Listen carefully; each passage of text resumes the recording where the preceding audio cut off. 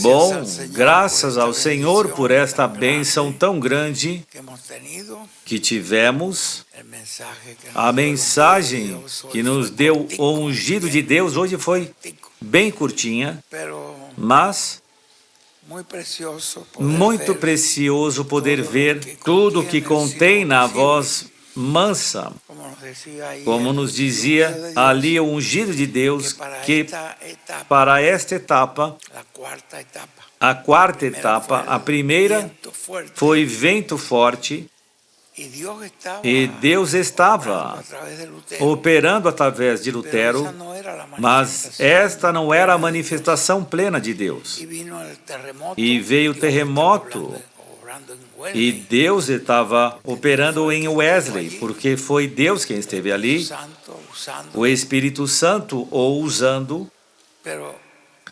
mas não era a plenitude, a parte que Deus, a própria presença de Deus.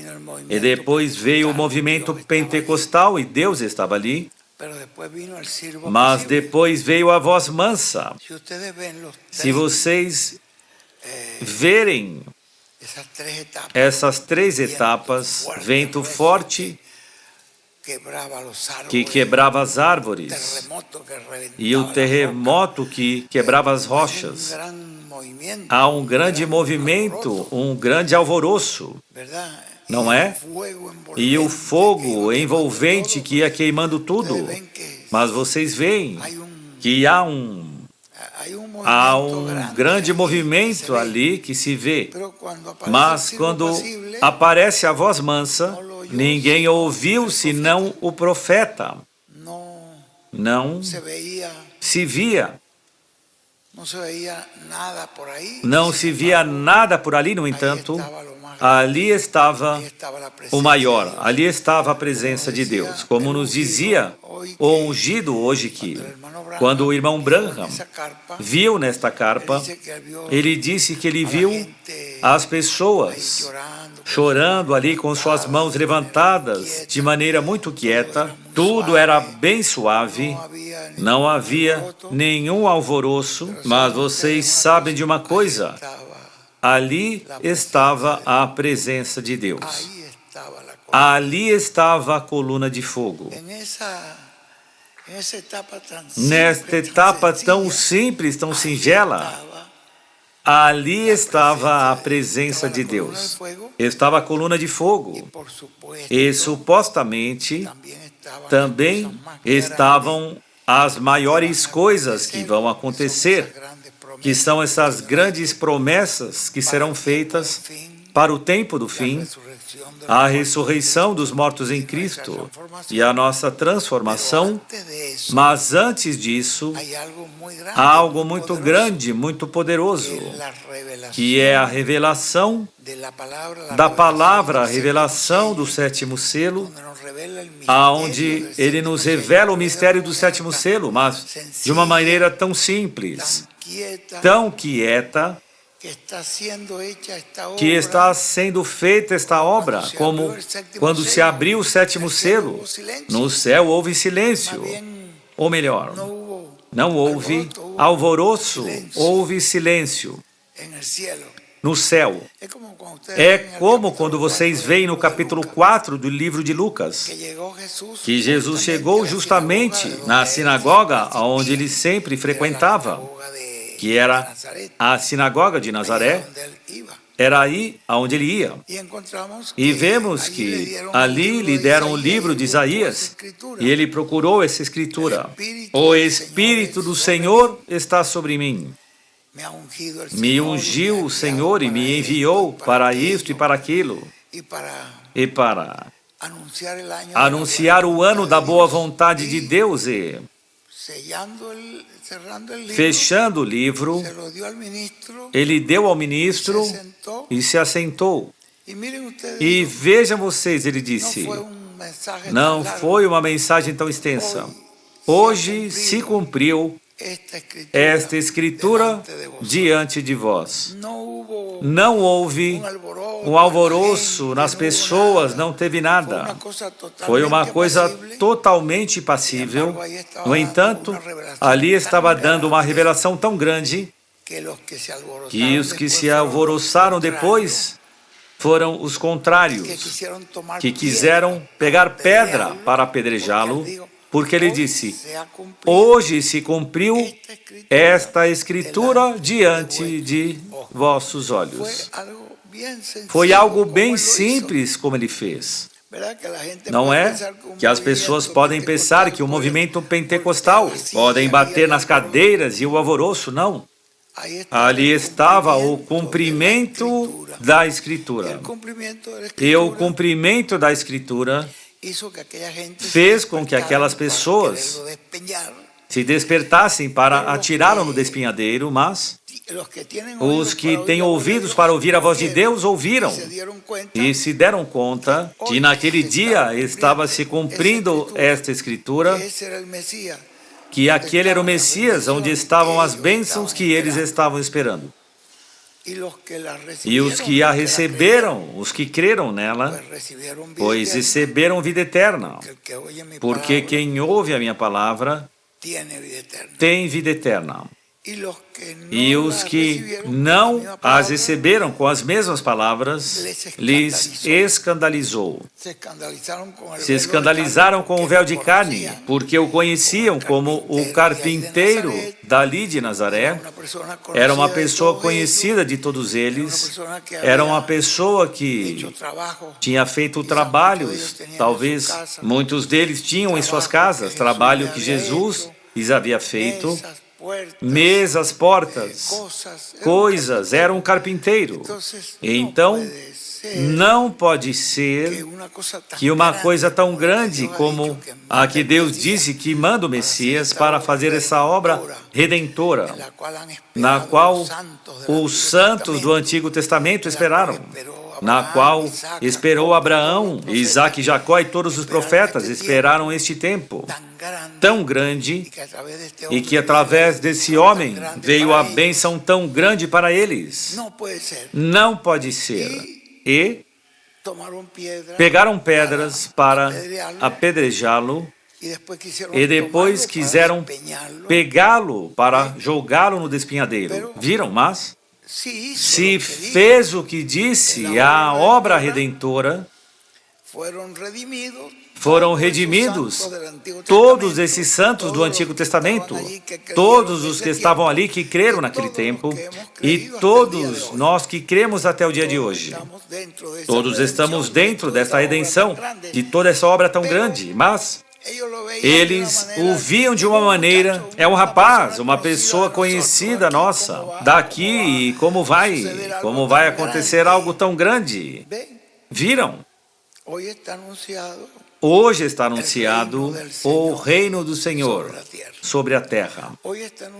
Hoje está anunciado que a segunda vinda do Senhor vai culminar no estabelecimento do reino, do trono de Davi, do reino de Israel, vai culminar no fim do reino dos gentios. Vai colocar fim. Como vai colocar fim?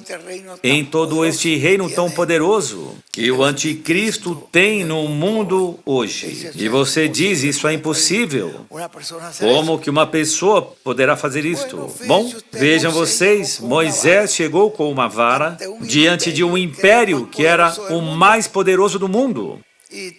E tudo que ele levava era uma vara torta, disse o irmão Branham. E vejam, com a palavra, eu porei minha palavra em tua boca, derrotou o império, tirou o povo. O faraó com todo o seu exército o perseguiu e todos ali pereceram no Mar Vermelho. Então vejam vocês que ele derrotou o exército e derrotou tudo. Um homem simples. E é por isso que Deus faz coisas muito grandes Hoje estamos diante da maior coisa que Deus prometeu para o ser humano, a segunda vinda do Senhor. Estamos diante da maior coisa, mas se vê de uma maneira tão simples, tão singela, que você diz: como pode ser? Pois você já verá que é assim, tudo que está escrito ali se cumprirá. E mais, toda a profecia que se cumpriu em parte e profecias que não se cumpriram, neste tempo em que estamos, todas irão se cumprir. Não faltará nenhuma palavra do Senhor. Das que Ele falou, nenhuma vai faltar. Todas se cumprirão. E todas as promessas que o Senhor fez, todas essas recompensas que Ele fala, que receberão em parte, os das eras, todas estarão de uma maneira efetiva, real, plena, neste tempo e desta forma tão simples em que nós o estamos vendo. Portanto, é uma coisa, é uma voz mansa, simples, mas desta maneira Deus vai fazer todas as coisas. Já está fazendo, porque já há algo grande que Deus está fazendo. E eu digo que Deus fez algo grande na minha vida. E eu creio que você diz o mesmo, que Deus fez algo grande na minha vida. Deus tem feito uma obra grande. E, digamos, não somos perfeitos, mas vamos para essa perfeição. E esta palavra aqui vai nos aperfeiçoar e teremos, assim como nos dizia hoje o ungido. Ele não citava uma escritura, creio que é de Gênesis por aí, mas essa escritura também está em Mateus 10, onde Jesus disse: não diz a escritura. E nos Salmos, não me lembro de qual Salmo é, mas Salmo 82 por aí.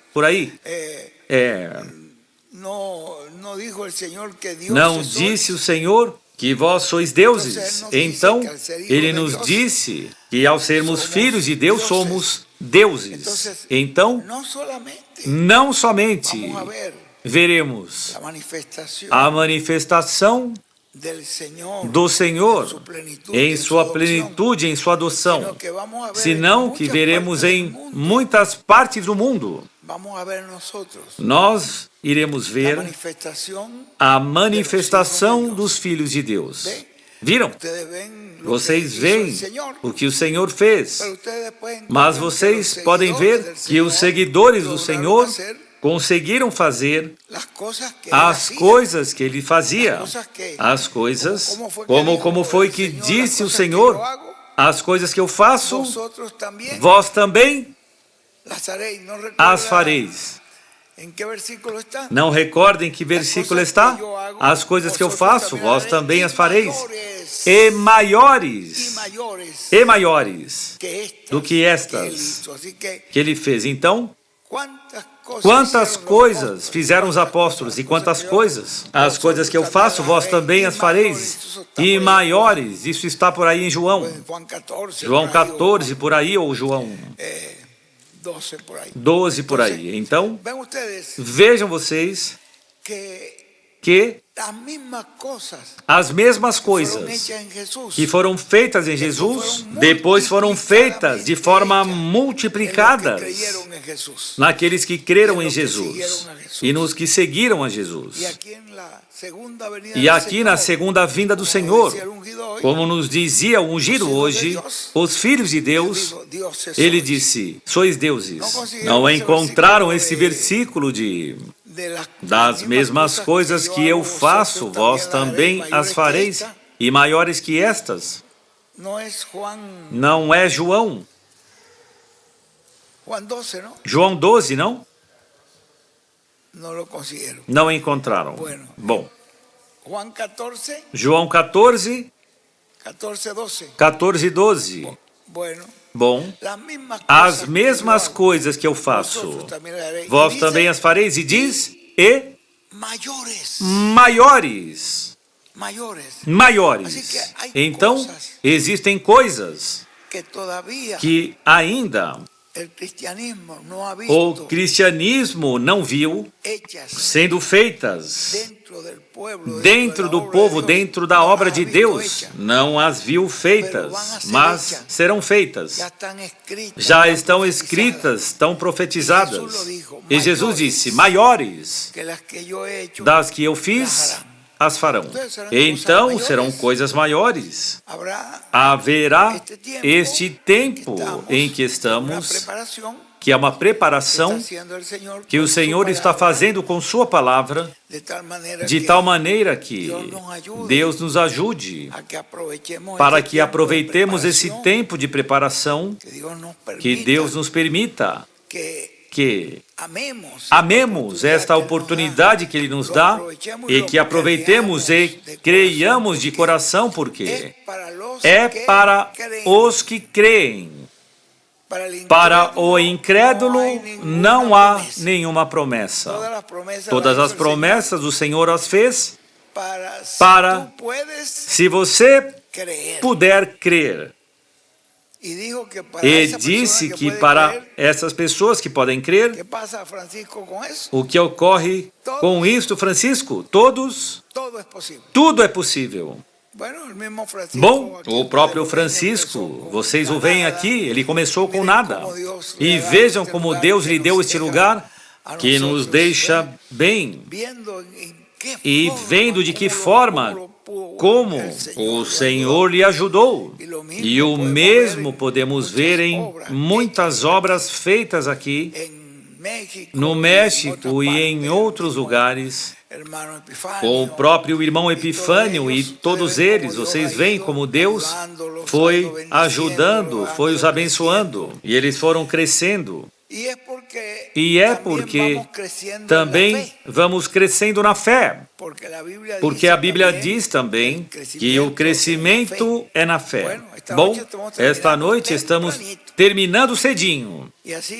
E assim como quem nos iniciou o culto foi nosso irmão William Pérez, nós iremos nos colocar de pé. Não sei se depois Francisco já terá algumas palavras finais, algum anúncio. Então ele passará adiante e o dará, mas vamos nos despedir tal como quem nos iniciou o culto.